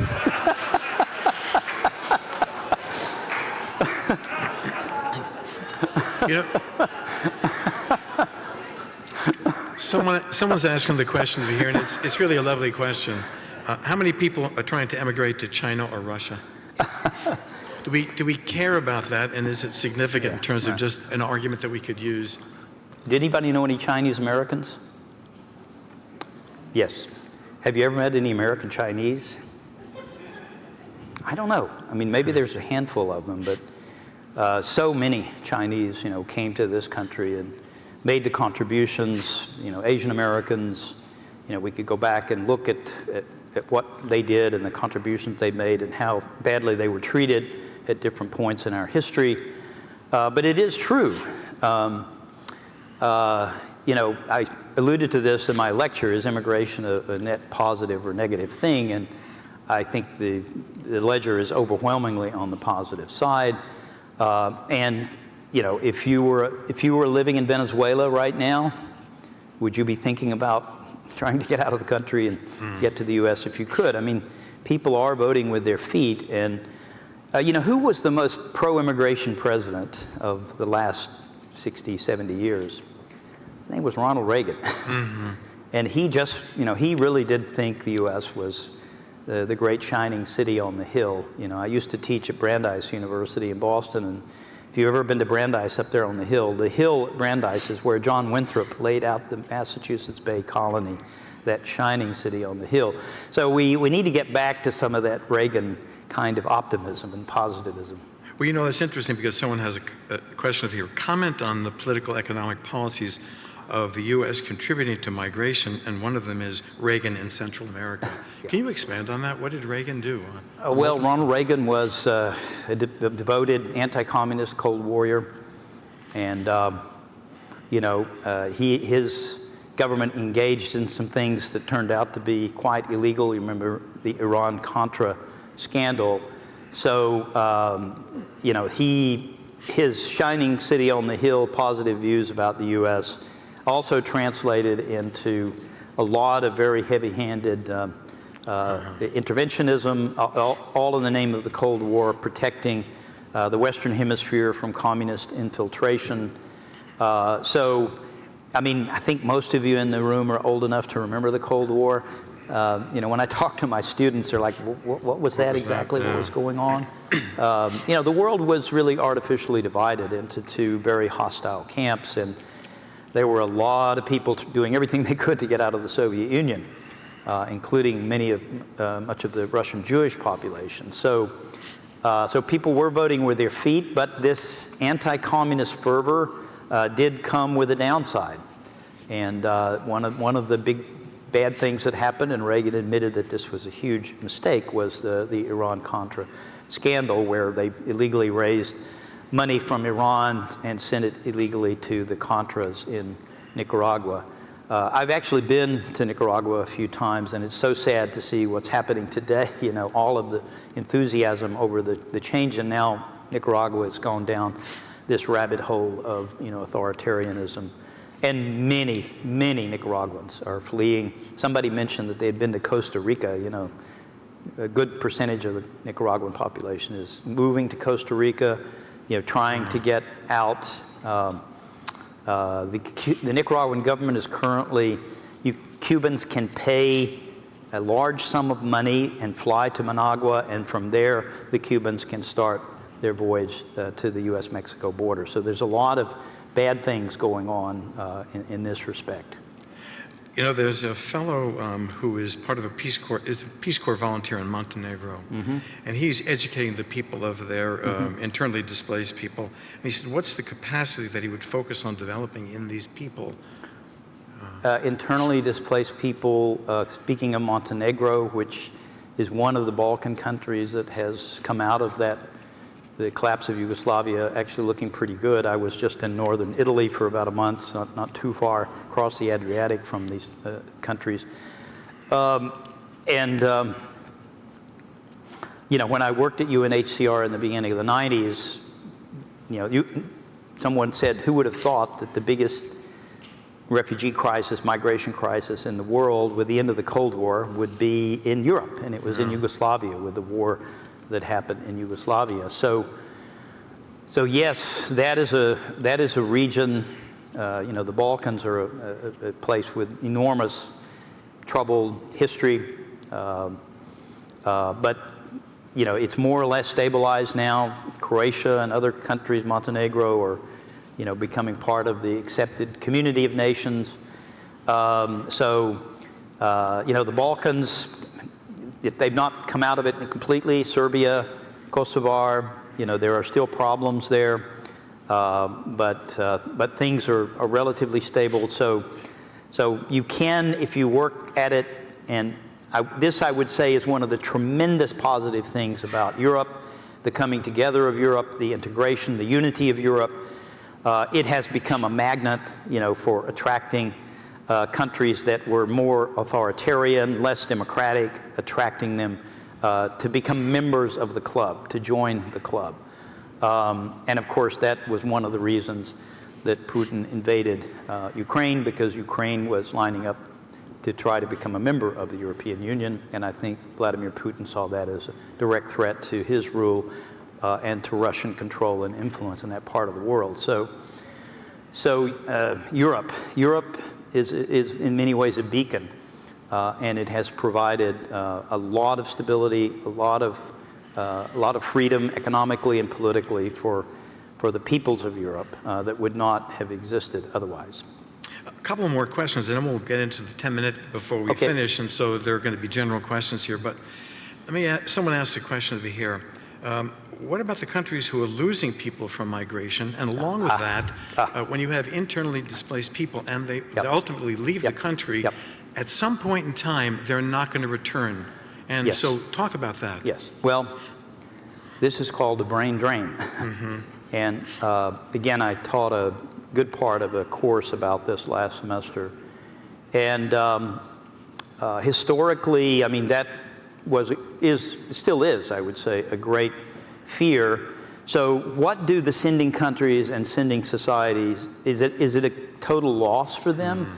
There's a famous international economist at Columbia University whom I used to work with named Jagdish Bhagwati, who wrote a book about this, and he said, we should have a brain drain tax. You know, countries that are taking the best and brightest should reimburse the countries that are losing their best and brightest. But let me see if I can answer this with a quick anecdote. I spent a little time working in a country called Taiwan, which has been in the news also a lot lately. I went to work there in the mid-90s, and the Taiwanese still had a ministry that was set up to help the Taiwanese leave the country, to promote the emigration of Taiwanese. And one of the things the Taiwanese, the Philippine government today does the same thing. They wanted to get the investments, the money, the remittances that are sent back. And by the way, I tell my students to go out around in Dallas in the barrios, and you see these big signs, aquí enviamos dinero, here you can send your money home. So one of the things the sending countries get, of course, is cash. You know, they get that capital flow. So that's a positive thing. But when I was in Taiwan, I was really puzzled by this ministry because the Taiwanese were coming back in large numbers, and they were investing in Taiwan. And I remember meeting the Minister of Justice and talking to him about this, who was a man named Ma In-jo, who would go on, as you know, to become president of Taiwan, and Minister Ma, President Ma. And he said, well, you know, we still have this habit that the best way to promote development in Taiwan is to get people to leave, but they were coming back. So what happened is the brain drain can turn into a brain gain. You know, people do come back. You know, I have a great Moroccan friend, for example, in Dallas, who's a Moroccan immigrant, you know, who's sending lots of money, making investments back in Morocco. So if we manage these things the right way, you can have not only brain gains, but you can also have brain circulation. I mean, people will actually move, they'll become transnationals, like my Moroccan friend, going back and forth between his new adopted country and his home country. So, you know, there can be a lot of return migration. It doesn't always work that way. I mean, a lot of people are very concerned about what's going to happen in Ukraine. Now, most of the people who have fled Ukraine, they're mostly women and children, because the young men, are all obliged to stay there and fight. So what's going to happen with these separated families and the loss of the generation, you know, of children and wives? You know, how is this all going to play out? We do know that the longer people are out of their country, if they fled their country, the less likely that they will return someday, because you put down roots and you stay. So, but you put your finger, whoever asked that question, put your finger on one of the enormous questions that we have to face as in the international community is, you know, what happens? With the best and the brightest are leaving their countries, and this is a big drain on the human capital and the future prospects for development in many of these societies. I don't want to minimize that problem. It still is an enormous problem. A general question of here, what are your dreams and hopes for your field and the work that you do? Great question. Well, about 20 years ago, I have a great colleague and friend who's a cultural anthropologist, and she had an idea to do what was then a panel for a meeting, and we wanted to think about how do we theorize about migration, and we wanted to look across all of the different disciplines and how this is done. And we took that project and turned it into a book. Again, you can get it at your best bookstores. It's called Migration Theory, Talking Across the Disciplines. And I always joke that Caroline, my colleague, she worked for 20 years to turn me into a cultural anthropologist, and I worked for 20 years to turn her into a political economist. Neither of us succeeded, but we sort of had a meeting halfway. And that book has been the most successful, popular book that either of us have ever done. So when I look at the future of the discipline, you know, in the hopes for the future of the discipline, I feel like we have, my generation, we have scratched the surface, and we've started a debate, created a field here, but it's still in its infancy. There is so much work to be done, and there's nothing I like better than, you know, working with PhD students, and I have many PhD students around the world, and many of them now are successful scholars in their own right. And, you know, for me as a scholar and a teacher, that is the biggest reward, you know, to see the next generation of scholars coming along and doing so well. And by the way, probably shouldn't say this, but I've gotten an award from the American Political Science Association for a Distinguished Scholar Award. So if you happen to be in Philadelphia on Labor Day weekend and have nothing to do, there's going to be a panel about me and my work, and this question will come up, and I'm sure a lot of people will be there to throw tomatoes at me. But there's going to be a newsletter publication. There's about a 4-page statement from me in the newsletter about what I think we've accomplished, my generation, and what I hope for the next generation. So I would encourage you to read my little short autobiography. So we got 5 minutes left. Yeah, I'm going to ask the last question over here, and then you can kind of give us your view of something that you didn't say, something you said but have a thought about, something that just came up, your parting words. Here's the last question before you. Okay. Can you tell us a story of a particular situation with refugees that truly touched you and allows you to keep on going despite the frustrations in the field?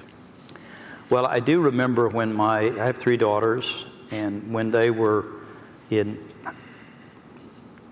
elementary school, junior high school, they started working with a group called the Lost Boys of Sudan.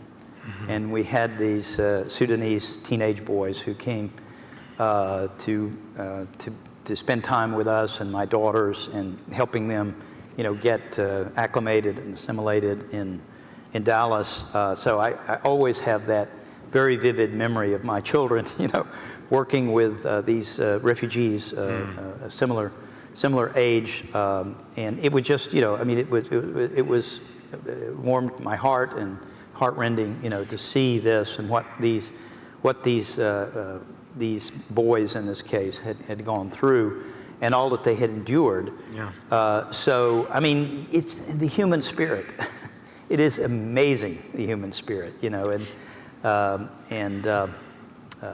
some level we are all migrants, and we have to have, I think, be in solidarity with our fellow humans and the things that they have to go through and the suffering that they have to go through. And, as I said at the conclusion of my lecture earlier, we have to lead. I mean, the U.S. has not only a moral imperative, to help deal with these humanitarian crises around the world, but it is fundamentally in our national interest to do this, because if we don't step up and lead, the crises are just going to grow far, far worse. I mean, I know many of you are following with great concern what's happening in the Middle East right now. We just had a development in the past 24 hours, which I think may actually eventuate an even bigger, wider war there. So, it is in our interest, to try to deal with the humanitarian fallout, from these wars and conflicts, because they can end up destabilizing, entire regions. And then we're the problem is going to be even bigger. So we have to be proactive. We have to show leadership. As much as I love Sweden and the Swedes, they can't do it alone. Sweden doesn't have the resources, and the U.S. does.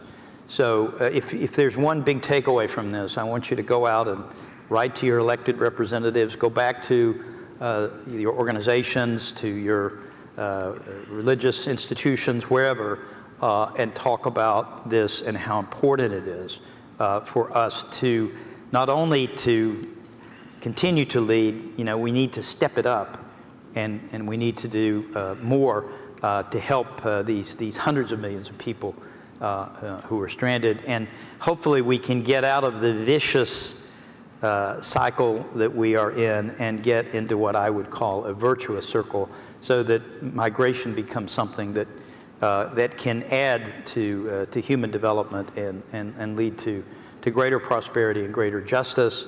Migration is incredibly important.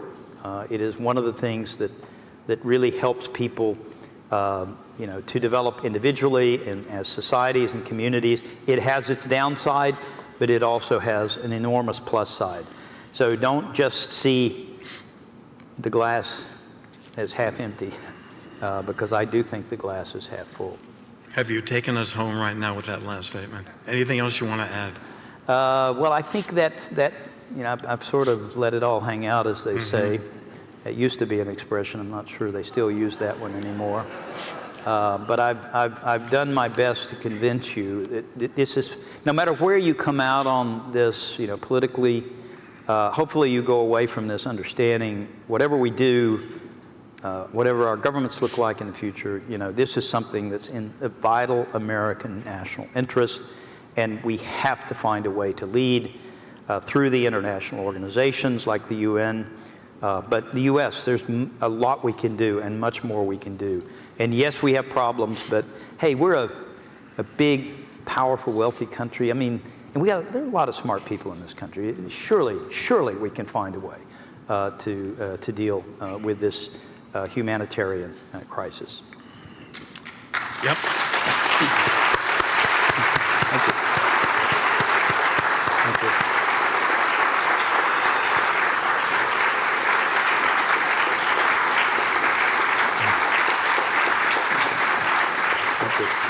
Jin, on behalf of the OSHER community, those present and also on live stream, thank you very much for spending 2 days of your life with us. Okay. All right. Well, and your wife also, Machiko? Yeah, my wife, Machiko, Yes. who is from Yeah, Japan. how lovely of you to share your expertise with all of us. All right. We wish you continued success and a compassionate and peaceful journey for you. Thank you very much. I'm Yeah. off to Beantown for a few days here. so Absolutely back- lovely. Back home. Okay. Now, before thank we you. close, I just have two other things to make an again, if you leave this lecture hall right now, wishing you could discuss these kinds of issues the way you feel with other people, we have a discussion starting in 15 minutes at 11:45 in room 308. That's the OSHER offices, just a few steps away. Join us there for a half an hour discussion. And finally, we all invite you, very warmly invite you, the Summer Lecture Series Committee invites you to the next talk, an important topic called Disinformation and Misinformation, Finding the Truth. Thank you very much. Yeah. Okay.